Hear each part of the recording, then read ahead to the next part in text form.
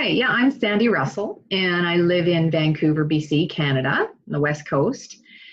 And gosh, a little bit about me. I mean, from a business perspective, I'm a coach and a trainer, so I'm very lucky in that regard. There's other parts of my life that have been very bumpy, but I'm lucky because I feel on purpose. And I am grateful about that all the time. Although I'll just add one other thing is, as I've been doing what I do for the years that I've been doing it, there are days where I think, okay, I love what I do, and I think I want to work with animals. So it feels like a complete left turn. It's interesting. So I'm just exploring that a little bit. And now at the age that I'm at now, I've just felt this real calling back to animals, especially dogs. So I'm doing a bit of volunteering at the SPCA with the dogs and just getting back in the swing of it. And I think, oh, maybe there's a whole other career in animal welfare. I actually think it's animal communication, and I'm taking an animal communication course. Yeah, I think for me, it's about, and this actually relates to the work I do essentially in organizations too, but it's about connecting, helping owners connect in with their animals at a higher consciousness level. So whether I'm reading the animal and coaching the owner, I don't know, it's all in its infancy, but what I'm very drawn to it. And I've been practicing. I practiced the other day actually with a horse. I had just tears streaming down my face, connecting with this horse in, my colleague who works with horses, she said, well, you had a heart connection. And I said, I guess that's what it was. But when I'm doing this work that I feel where I'm starting to communicate with the animal, I feel like I've gone into that oneness with them. I've gone into that space that they live in, which is the unconditional love space. And it's just so moving for me. And tears streamed down my face. It was about 90 seconds or 2 minutes with a horse that had been abused. And I wanted to make sure this horse knew that I was not a threat. And so, when I go and have experiences like that, or with dogs at the shelter that have been abused, abandoned, neglected, and they have a cigarette burn on the middle of their forehead and they're just terrified, I feel at home. I just feel like this is where I'm supposed to be. So it's very different than my paid work. And so with what you're saying, work-life balance, I guess, yes, I would say it's also this sense of feeling on purpose, whether it's paid work, it's on a Monday at 8 a.m. or a Saturday at noon.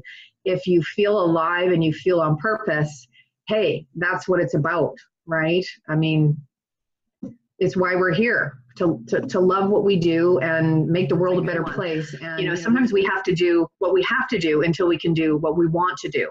And so maybe it is staying in that full-time paycheck, doing the thing you know to do, it's your bread and butter, while you test something else out.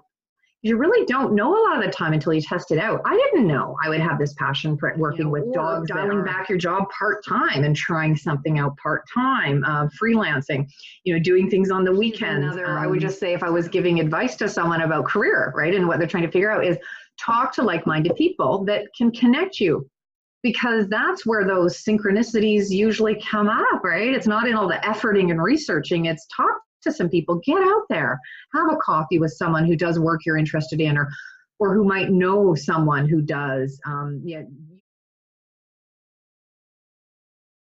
Yeah, I'm so glad, and it sounds so strange, but I'm so glad that I was diagnosed with a chronic illness, ulcerative colitis, when I was 29, because it took me on a new path in my development. And it was really, when I was younger, the focus was personal growth, which was fine, personal development, personal improvement, and it was all good.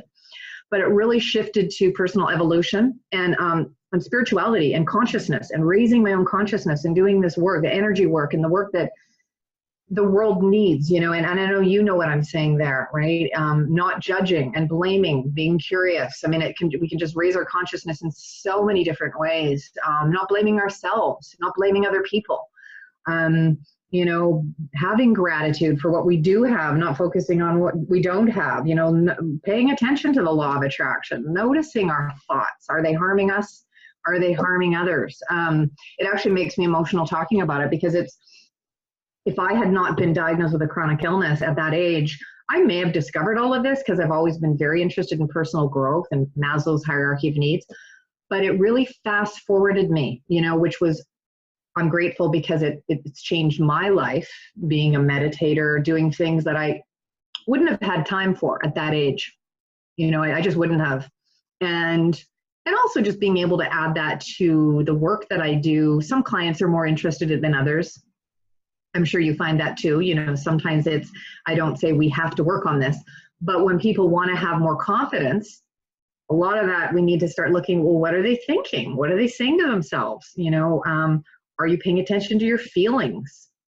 You know, your feelings are your GPS. If you're feeling angry, what's it telling you? What's the boundary you're not setting? What's the request you need to make? What, you know, rather than being the victim or blaming other people or continuing to stay confused. Does that make sense? Yeah. I mean, there's just so many applications to the fear versus love. And the feeling on purpose is one of those. That is what the world needs. The world needs more people feeling good and on purpose in their gifts, in their talents, and but not putting the pressure on themselves when they're 20 to have it all figured out, which is what I see a lot with the young kids these days, right? And then the anxiety that comes from that and all of that. But I feel like until the day I die, which hopefully won't be for quite a long time, that I feel like I'm going to be able to figure that out, because I'm looking at it from what does it feel like? Do I feel I'm being well used? Am I enjoying it? Am I good at it? What is the feedback I'm getting from others? You know, and what are the results? Am I getting good results? I tell you, you know, my very first month or so at the dog shelter, I didn't really know if anything I was doing was helping the dogs. I just know that I loved being with them. And I had the shelter manager come up to me and say to me, Sandy, I've heard that you're really good with the anxious dogs. Thank you so much. And I honestly, it made me cry. I was like, am I? I didn't know that. Oh, yes. And I've since realized I prefer the dogs that are, maybe this is because I was a shy little kid that didn't have a lot of confidence, very sensitive. I like the little dogs that are terrified, abandoned, abused, not the ones, you know, that are really mouthy and aggressive. Those need certain dog training. Those need certain skills that I don't think that's really my niche. You know, doesn't really bring me alive in the same way. There's a lot, that's hard work. Got to have a ton of patience with the animals and, you know, to do, and it's very technical, often realizing, you know, to not confuse the animal, to get it right. And so even that's been a refinement for me, you know, noticing how I feel when I'm with the dogs and which dogs I'm feeling on purpose with, which ones I feel I've added value to, but also that feedback that I got from someone that she probably doesn't even realize to this day how important that was for me to get that affirmation, you know. But when I was diagnosed, this is the thing for me, was a very, very dark time in my life when I was diagnosed with ulcerative colitis. And anyone out there who has ulcerative colitis or Crohn's disease knows what I'm talking about. Inflammatory bowel disease, not talked a lot about. You know, breast cancer is much flashier. And I tell you, it rocked my world. I was diagnosed, I didn't even know what it was. So this is when I was about 30. I didn't even know what it was. And I thought, oh, okay, I'll go on that medication, no big deal. But I'm telling you, and I won't go into the graphic details, but it's bad. I mean, you're in the bathroom. Let's just put it that way. And you're there sometimes all day when you're having a flare up. And you feel like I was 30, I felt like I was 90.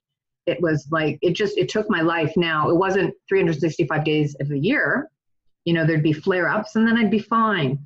But there was a time about 15 years into that illness where I thought, I don't want this anymore. No, if it gets that bad again, I think I might just check out. Now, I said this to myself. I didn't really go beyond that, but I did say it to my dad at the time too. I said, Dad, and this is going to make me cry, because Dad, I just don't know. Like it's not a life. And my dad was freaked out. My dad did not like hearing that. The good news, the lucky news for me was after 17 years of having this illness, I thought I was giving up.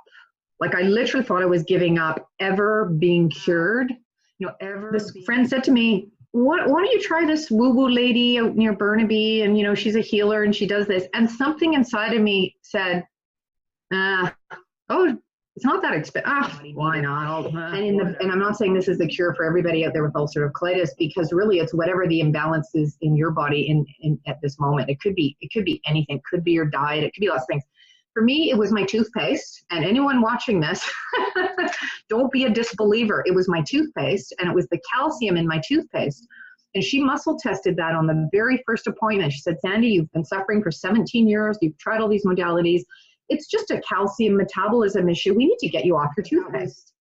And, you know, through that whole process, I learned as well to get more in touch with my emotions and my feelings and the sadness and the grief. And so that was good for me too, in that almost having that diagnosis forced me to feel my feelings more, allow the tears to flow and hold it all in. You know, I knew that wasn't good for my healing, right? But at the end of the day,